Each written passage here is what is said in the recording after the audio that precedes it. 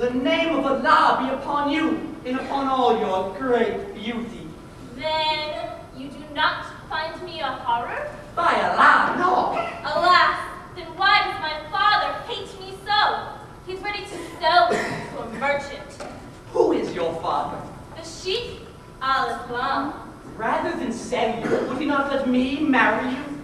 Young man, I thank you for your offer, but my father is a scrupulous man. He would not willingly wed me to one such as you. There must be some way.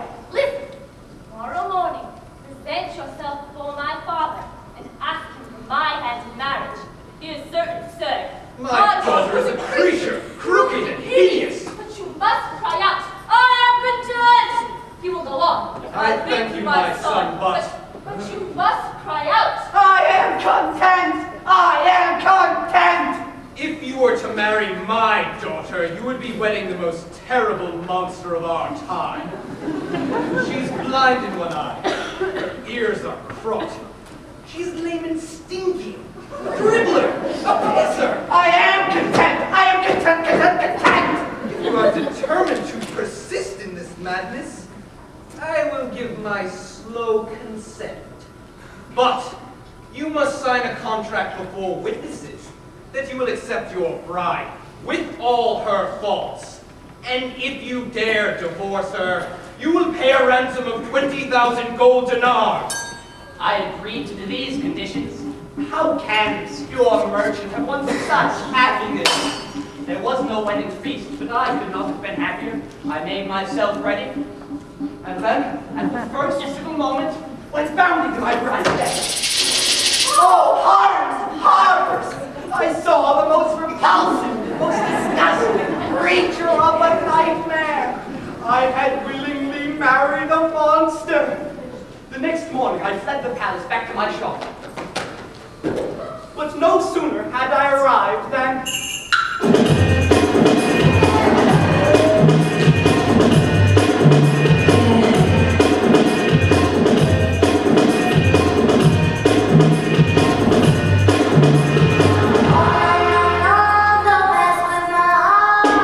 I saw that maiden of love made perfect who had cast me into hell.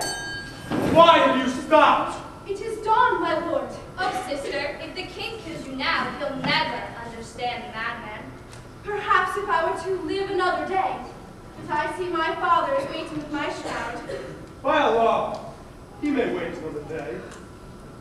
The king departed to sit in judgment, but when the second night had come, she said, And standing in the entrance of the shop, the woman said, May this be a day of benediction, O bridegroom. You wicked girl! You are not the daughter of Sheikh al-Islam. No. Why have you done this, you wanton whore? Why have you tricked me and destroyed my life? What's all of this? Have you forgotten the ode I wrote and sent so many years ago? And your great virtue. My poor little slave. What? Oh, merchant, you should have listened when perfect love first came to fall. Come with me to the bath, beloved, and I will lie singing in your heart. Oh, now I see how gross and foolish was my conduct toward you. Please excuse me, mistress, for it was many years ago. Pardon. I shall pardon you this once. Since I'm the one that caught you, it is only right that I should set you free. But how? I have signed a contract. Listen carefully, and you will soon be free of that unfortunate girl. First, you must call together all the acrobats, quacks, and idiots that you find. Then, you must go back to the house of Sheikh al-Islam. I must say, I never expected my daughter to find such happiness. A greeting, Sheikh al-Islam. A greeting, Sheikh al-Islam. Who are these people? Cousin! Wow! Know that we shall never ever desert you. I cannot deny my birth and family. Blood remembers blood. Now come on, let's do the family dance. The family dance!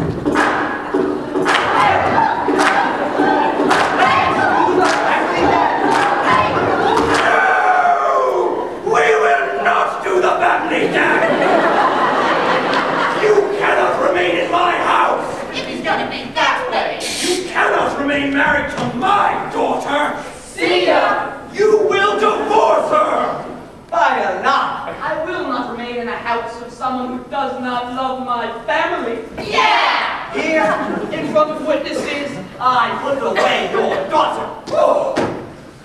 Shall we come together now, dear master? In your house or my shop? Let's hurry. Oh, soldier of love, let me hear if you know the name of your antagonist. You're stopping now? It is dawn, my lord. My father has returned with my shroud. He may wait another day. Tonight to finish this tale and die. The king departed until the fall of day, but when the third night had come, she said, Let me hear the name of your antagonist. A river of grace. No. White feather. No. Sweet fleshy. Peeled sesame. Wild mule.